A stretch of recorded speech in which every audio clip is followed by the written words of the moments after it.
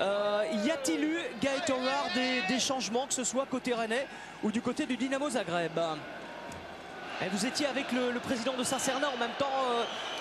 Nous, sur ce qu'on voit, a priori non, hein, Jocelyn. Hein. Non, il n'y a pas de changement, hein, je vous confirme, ni d'un côté ni de l'autre. D'accord.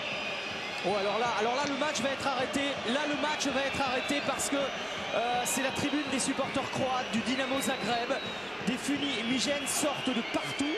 Alors pourtant, ils ont été fouillés par les CRS à l'entrée. On vous l'a dit, ils font partie des supporters les plus violents d'Europe, les supporters de Dynamo Zagreb. Ils sont classés dans la catégorie C des supporters, c'est-à-dire que ce sont les plus dangereux. Et c'est la raison pour laquelle Rennes a décidé, ou avait décidé, en tout cas de vider la tribune. Et c'est ce qu'a fait le Stade Rennais, la tribune de la ville de Rennes derrière les buts. On attendait 700 supporters, c'est à peu près ça.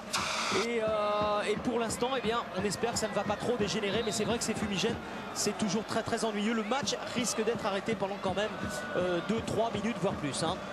C'est embêtant parce qu'il y a quelques supporters, à peu près une cinquantaine, d'après ce qu'on nous a dit, qui sont interdits de stade en Croatie et qui évidemment ont accès lors des matchs à l'étranger. C'est le cas ce soir à Rennes, donc ça crée forcément des problèmes. Eric? Oui, Gaëtan. Oui, juste une question, je ne sais pas si vous la connaissez, la réponse. Qui est-ce qui est responsable de ça? C'est le club qui reçoit, qui doit veiller au... C'est le club qui reçoit. Hein. C'est le club qui reçoit. Alors tout a été fait pour, forcément. Mais comme le disait Patrick Fretel, qui s'occupe de la sécurité, tout a été fait pour. Mais les supporters croates s'arrangent, ils l'ont déjà fait à plusieurs reprises, pour passer les fumigènes en plusieurs morceaux. Et ils les reconstituent à l'intérieur du stade. Ce qui fait qu'ils passent des petits bouts par bout, ils les reconstituent à l'intérieur du stade.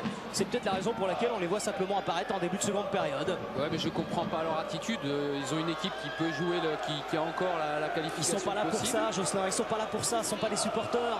Ils sont pas là pour ça, ils sont juste là pour casser, nous disait-on parfois, pour se battre avec les supporters adverses, avec les policiers. Ils sont juste là pour ça. Le football les intéresse pas, ces gens-là. Probablement, mais ceci dit, il y a quand même s'ils font le déplacement, c'est qu'il y a dans le tas en tout cas des supporters qui souhaitent voir leur équipe gagner. La qualif est encore possible pour eux, et là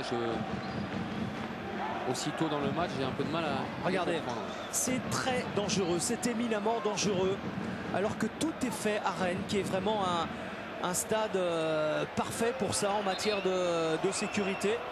Regardez, il se passe jamais rien ici à Rennes en termes ce fumigène qui peut atteindre les joueurs, enfin c'est une atteinte à leur sécurité. Pierre-André Rossi vient de me confirmer que ce sont eux qui sont responsables, c'est-à-dire ce sera